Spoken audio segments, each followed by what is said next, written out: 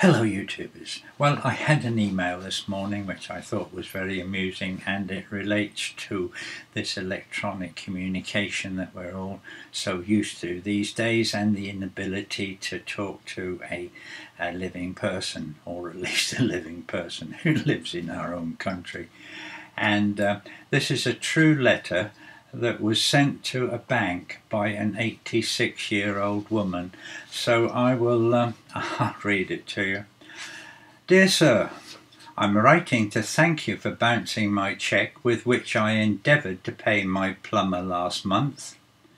By my calculations, 3 nanoseconds must have elapsed before his presenting the cheque and the arrival in my account of the funds needed to honour it. I refer, of course, to the automatic monthly deposit of my entire pension, an arrangement which I admit has been in place for the last 26 years. You are commended for seizing the brief window of opportunity, and also for debiting my account £30 by way of penalty for the inconvenience caused to your bank. My thankfulness springs from the manner in which incident has caused me to rethink my errant financial ways.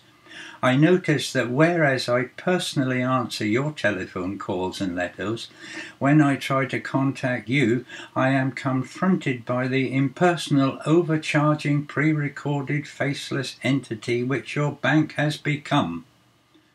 From now on, I, like you, choose only to deal with flesh and blood person.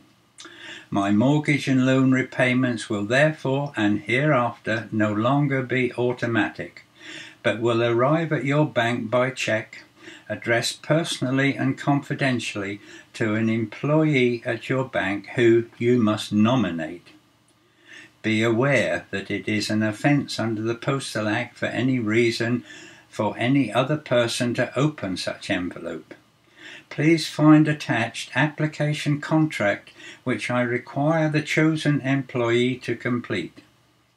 I'm sorry that it runs into 8 pages, but in order that I know as much about him or her as your bank knows about me, there is no alternative.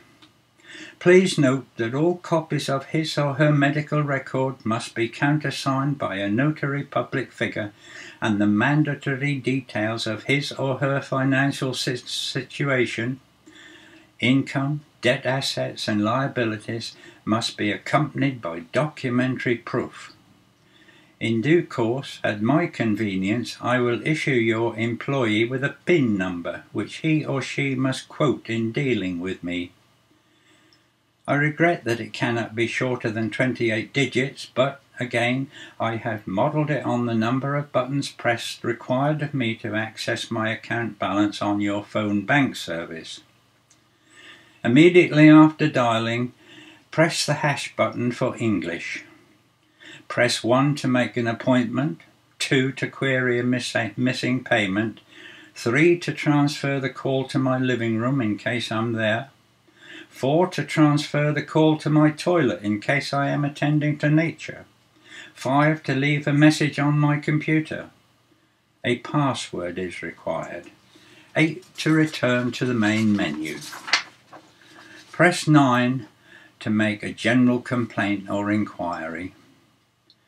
The contact will be put on hold pending the attention of my automated answering service.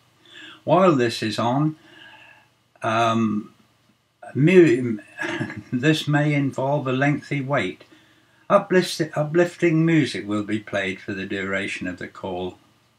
Regrettably, but again following your example, I must also levy an establishment fee to cover the setting up of this new arrangement.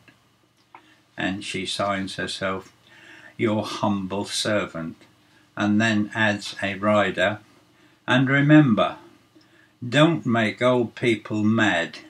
We don't like being old in the first place, so it doesn't take much to piss us off. Goodbye.